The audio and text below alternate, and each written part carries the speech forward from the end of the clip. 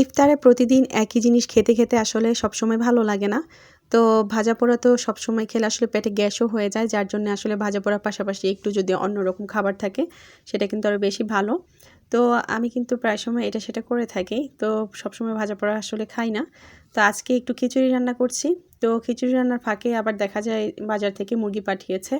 তো এগুলো আসলে রমজানের জন্যই পাঠানো হয়েছে। তো এখানে আজকে যেটা দেখলাম যে মুরগিগুলোর গিলা কলিজা সব কিছু খুব সুন্দরভাবে পরিষ্কার করে দিয়েছে, আর অন্য সময় কিন্তু দেয় না, নখগুলো থেকেই যায়, মাথাগুলো কেটে দেয় না, গিলাগুলো পরিষ্কার করতে হয়।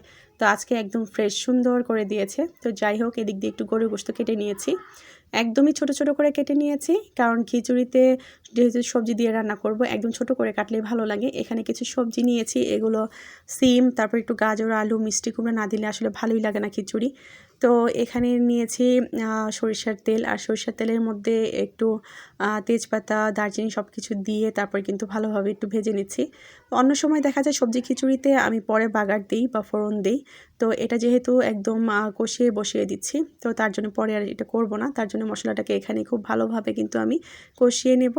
তো এখানে সব ধরনের মশলাই দিয়ে দিলাম, আর খিচুড়ির মধ্যে ঝালটা আমি একটু কম দেব, কারণ যেহেতু এমনি তো সালাদ দিয়ে খাওয়া হয় আর মরিচ দিয়ে তো খাই। তো বাচ্চা আছে, যেন বাচ্চারাও খেতে পারে, তার জন্য একটু ঝালটা কম দেব, কাঁচামরিচটা হয়তো একটু বাড়িয়ে দিব।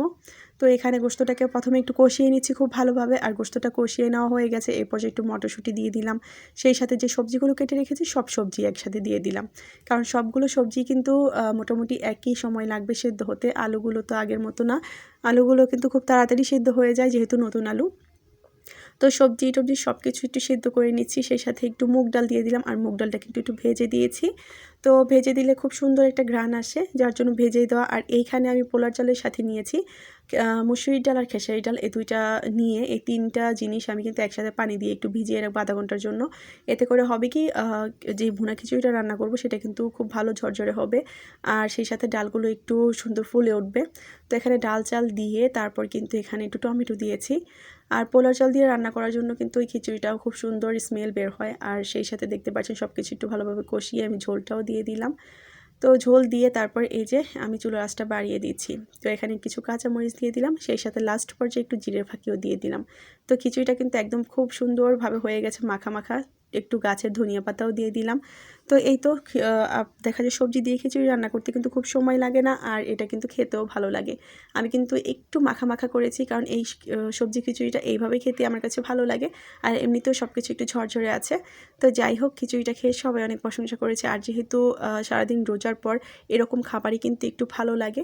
আমি মাঝে মাঝে দেখা যায় খুদের ভাত করি, সেই সাথে অন্যরকম একটু খাবার করি। তো যাই হোক, আজকের খাবারটা অন্যরকম লেগেছে, খুবই ভালো লেগেছে। সবাই অনেক ভালো থাকবেন, ছোটো ছোটো জিনিসগুলো আপনাদের সাথে আমি শেয়ার করি কারণ ভালো লাগে।